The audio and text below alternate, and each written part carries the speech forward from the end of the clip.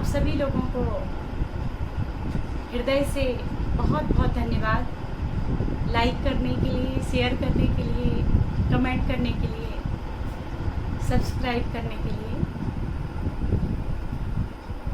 यूँ तो परमात्मा की चर्चा सभी करते हैं, सभी सुनाते हैं,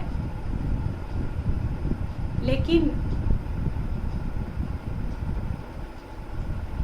सभी परमात्मा के ध्यान के बारे में बताते हैं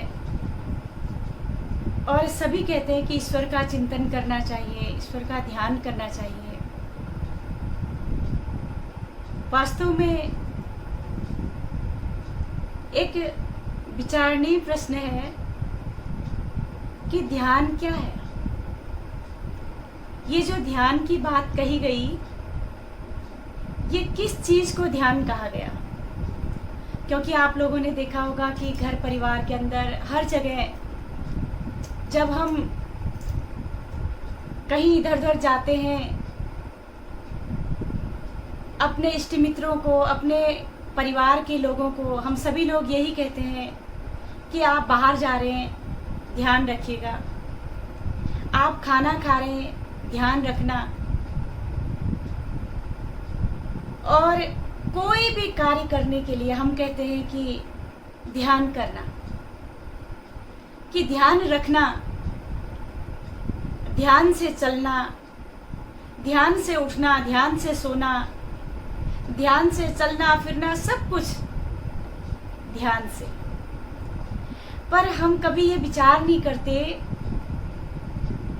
कि ये ध्यान क्या है। क्या ये वही ध्यान है जो ध्यान ऋषियों ने, महर्षियों ने और जितने भी महान पुरुष आए, बाबा नानक आए, ईसा मसीह आए, महात्मा बुद्ध आए, रामकृष्ण परमहंस, स्वामी विवेकानंद, महात्मा कबीर, बहुत सारे महान पुरुष आए, बहुत सारे संत आए और सबने ध्यान करने की विधि को ही बताया। सबने ध्यान ही किया और ध्यान ही बताया। आप लोगों ने देखा होगा कि जितनी भी हमारे महान पुरुषों की जितनी भी फोटो हैं, पिक्स हैं, तो सबकी आंखें चढ़ी हुई हैं और सब जो है ध्यान कर रहे। आंखें चढ़ी हुई बाबा नानक की। एक बार बाबा नानक जो है वो अपने भक्तों के साथ बैठे हुए थे। ये मैं आपको ध्यान की बात बता रही हूँ। तो जब बैठे हुए थे, अपने भक्त समुदाय के बीच में बैठे हुए थे और ध्यान कर रहे थे, अचानक उनके मुंह से वाह निकल गया। जैसे ही उनके मुंह से वाह निकला तो सारा जो शिष्य समुदाय था सब वाह वाह वाह वाह वाह वाह करने लग गए। बाबा नानक का ध्यान टूटा। उन्होंने देखा कि सब वाह वाह कर रहे हैं। तो बाबा नानक ने उन सब से पूछा कि तुम लोगों को ऐसा क्या मिल गया, ऐसा क्या दिख गया जिसके कारण तुम सब वाह कर रहे हो। तो सारा जो भक्त समुदाय था वो बोलता है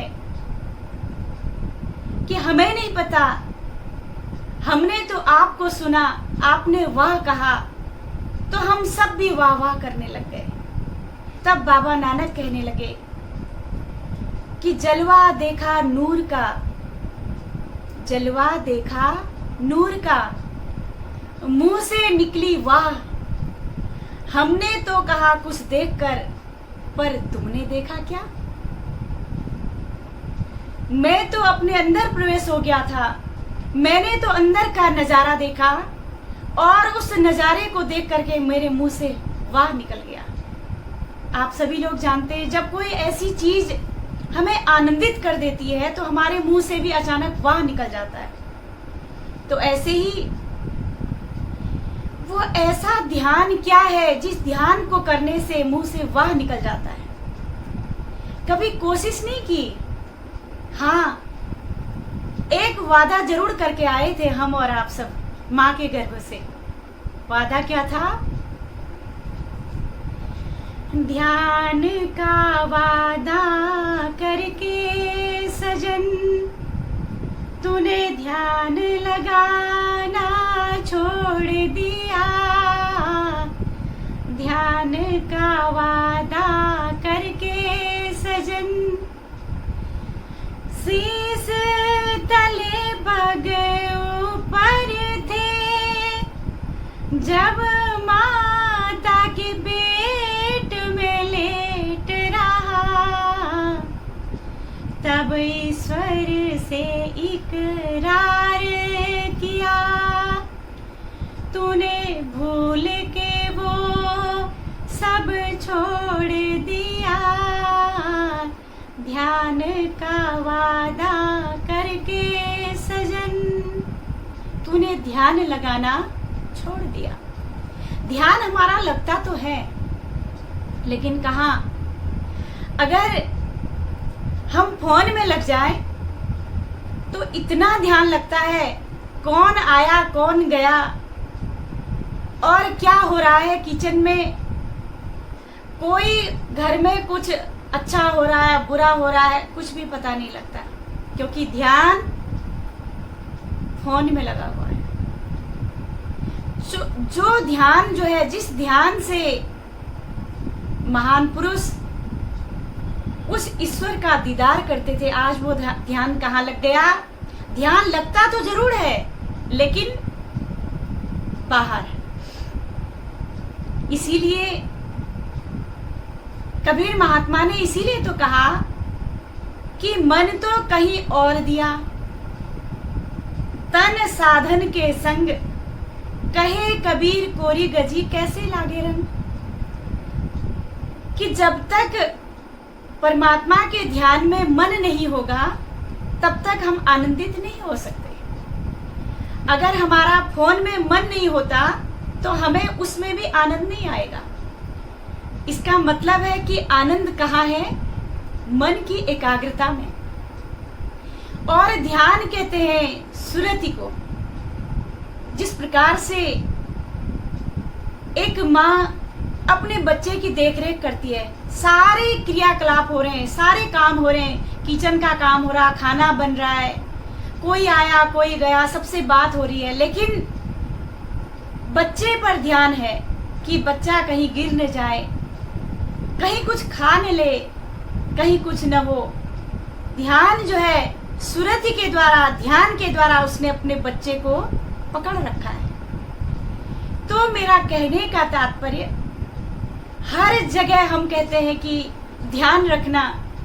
हमने माता के गर्भ में भी ईश्वर से एक कॉल किया था, एक वादा किया था कि प्रभु तुम इस जगह से हमें बाहर निकाल दो, इतना असह्य दुख है, सिर नीचे पांव ऊपर। देखो, अगर आज हमको कोई 10, 15, 20 मिनट के लिए भी अगर कोई सिर नीचे और पांव ऊपर कर दे तो हमारी क्या गति होगी। लेकिन माँ के गर्भ में 9 महीने, वो कितना बड़ा चमत्कार है, लेकिन फिर भी जीते थे। पर एक कॉल किया था, इकरार किया था, एक वादा किया था कि बाहर निकाल दो, आपका ध्यान करेंगे। और बाहर आकर के ध्यान कहाँ लग गया?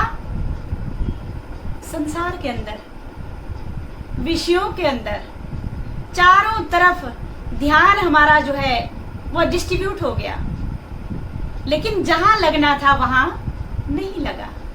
इसलिए जो ध्यान की प्रक्रिया है उसको जारी रखना है, उसका चिंतन करना है।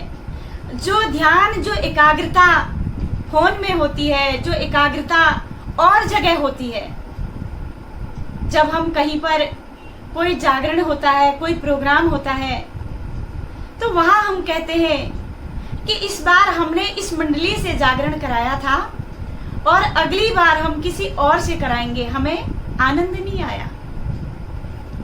उन्होंने कुछ नाचने वाले, गाने वाले कुछ ऐसे नहीं गाया, हमारा पैर नहीं उठा। आनंद कोई मंडली में नहीं, आनंद तो अपने अंदर है। जहां ध्यान लग गया वही आनंद है। तो ध्यान, एक व्यक्ति जो है बैठा हुआ है, ईश्वर का ध्यान कर रहा है। दूसरा व्यक्ति जाता है और उस बैठे हुए व्यक्ति से पूछता है, तुम्हारा कोई काम नहीं है? जब देखो तब तुम यहाँ बैठे ही मिलते हो। अरे कुछ काम धंधा भी किया करो, कुछ घूमो इधर उधर। तो जो बैठा हुआ व्यक्ति था, उसने उस व्यक्ति से पूछा कि भाई, मैं तो बैठा रहता हूं, लेकिन आप तो घूमते रहते हो, आपको क्या मिला? पूरी सब जगह दौड़ भाग करके आपको क्या मिला? और मुझे क्या मिला कि मैं यहां बैठा ही रहता हूं? तो वह व्यक्ति सोचने लगा कि बैठे ही रहता है और तब भी इतना खुश है, और बात तो सही कह रहा है। मैं चारों तरफ दौड़ता हूं, इतना घूमता रहता हूं, फिर भी तो मुझे शांति नहीं है। और यह व्यक्ति रोज यहाँ पर बैठा रहता है, इसका मतलब इसको कहीं ना कहीं शांति मिली होगी। थोड़े दिन तो वह नहीं आता, क्योंकि अहंकार को ठेस लगती है। क्योंकि इतनी बड़ी बात जो कह दी थी कि क्या तुम्हें शांति मिली इधर उधर भटकने से? तो थोड़े दिन के बाद वो दिन रात सोचने लगा अपने मन में, उसकी रातों की नींद हराम हो गई, खाना हराम हो गया, सब कुछ वो मन में सोचने लगा कि ऐसा उस व्यक्ति में क्या है जो बैठा रहता है, ध्यान करता रहता है, बैठा ही रहता है। सुबह देखो बैठता है, शाम को देखो बैठा ही रहता है। उसको झकझोर दिया अंदर से। तो एक बैठना, सिर्फ बैठना होता है, और एक बैठना होता है ध्यान, जिसके कर्मों से, जिसके शब्द से आपके अंदर एक परिवर्तन आ जाए, आपको उसके शब्द झकझोरने लग जाए, तो आप उसके पास जाइए, आप खोजिए, उसमें कुछ बात है। जो बैठा था, जो चिंतन कर रहा था ईश्वर का, उसमें कुछ बात थी कि उसके कर्मों ने उस दूसरे व्यक्ति को झकझोर दिया, हिला के रख दिया, बेचैन कर दिया। इसलिए हम भी अपने जीवन में ऐसे संत को, ऐसे महान पुरुष को खोजें, तलाश करें। आगे एक छोटा सा भजन होगा और भगवान शिव का भजन आप सुनिएगा। मेरे भोले चला मेरी बिगड़ी बना, मेरे भोले चला मेरी बिगड़ी बना, मैंने तुझको पुकारा, मैंने तुझको पुकारा, मैंने तुझको पुकारा, मैंने तुझको पुकारा। सब जगह जा चुके, ठोकरे खा चुके, तुझसा मुझको मिलाना सहारा कोई। सब जगह जा चुके, ठोकरे खा चुके, तुझसा मुझको मिलाना सहारा कोई।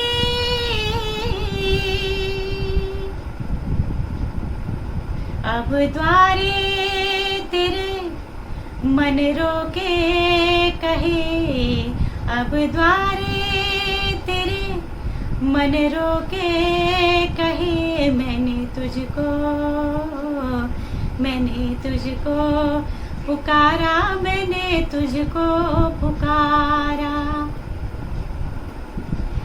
तेरे संसार में झूठे व्यवहार में कौन किसकी सुने ये दिल की सदा।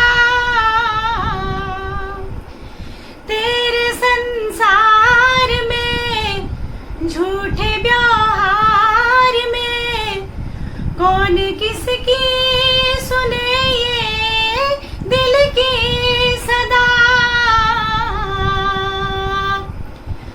ही साथी मेरा आजा साथ निभा, तू ही साथी मेरा आजा साथ निभा। मैंने तुझको पुकारा, मैंने तुझको पुकारा, मैंने तुझको पुकारा, मैंने तुझको पुकारा। तो सिर्फ उसका और उसका ध्यान कीजिए और अपने जीवन को आनंदित कीजिए। इन्हीं शब्दों के साथ आप सब लोगों को मेरा प्रणाम। Like, subscribe and press the bell icon.